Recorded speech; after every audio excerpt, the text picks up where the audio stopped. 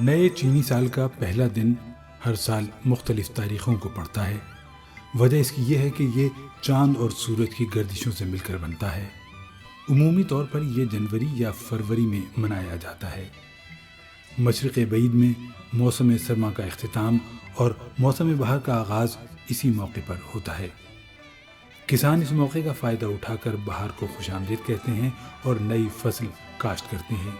چنانچہ اس نئے قمری سال کو اسپرنگ فیسٹیول یا بہار کا تہوار بھی کہا جاتا ہے۔ چائنیز نیو ایئر منانے کا آغاز کب اور کہاں ہوا اس کے بارے میں مختلف روایتیں ہیں۔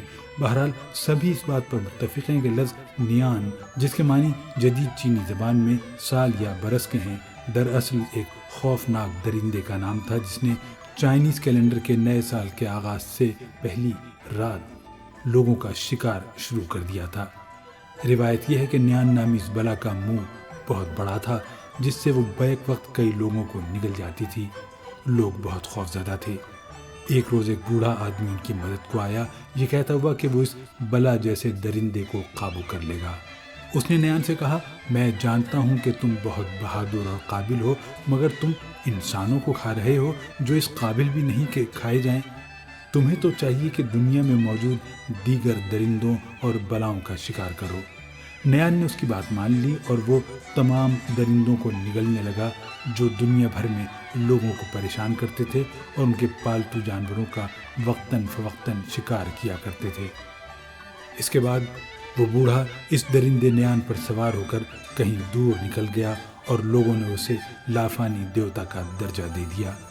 اب جب کہ نیان کہیں دور چلا گیا اور ساتھ وہ دوسرے درندے خوفزدہ ہو کر جنگلوں میں چلے گئے، لوگوں نے پرامن زندگی بسر کرنا شروع کر دی۔ جاتے جاتے وہ بوڑھا آدمی لوگوں سے ایک پتے کی بات کہہ گیا، وہ یہ کہ ہر سال کے آخر میں نیان کو خوفزدہ کرنے کے لیے اپنے دروازوں اور کھڑکیوں پر سرخ کاغذوں کی سجاوٹ کرنا تاکہ وہ واپس آنے کی ہمت نہ کر سکے، کیونکہ سرخ رنگ سے یہ درندے اور بلائیں بہت ڈرتی ہیں۔ جب سے اب تک نیان کو فتح کرنے کی روایت کو منانے کا سلسلہ نسل در نسل چلا آ رہا ہے۔ گو نیان کی اصطلاح، جس کا مطلب نیان سے بچ جانا، اب نئے سال منانے کے لیے استعمال ہوتی ہے۔ اس کی وجہ یہ ہے کہ لفظ گو کے چینی زبان میں دو معنی ہیں، نظر انداز کرنا اور مشاہدہ کرنا۔ سرخ کاغذ اور پٹاخے چلانے کا رواج نیان کو خوفزدہ کرنے کے لیے ہے۔ اگر وہ کسی صورت واپس آئے تو واضح رہے کہ ہانگ کانگ میں پٹاخے بازی پر سخت پابندی ہے۔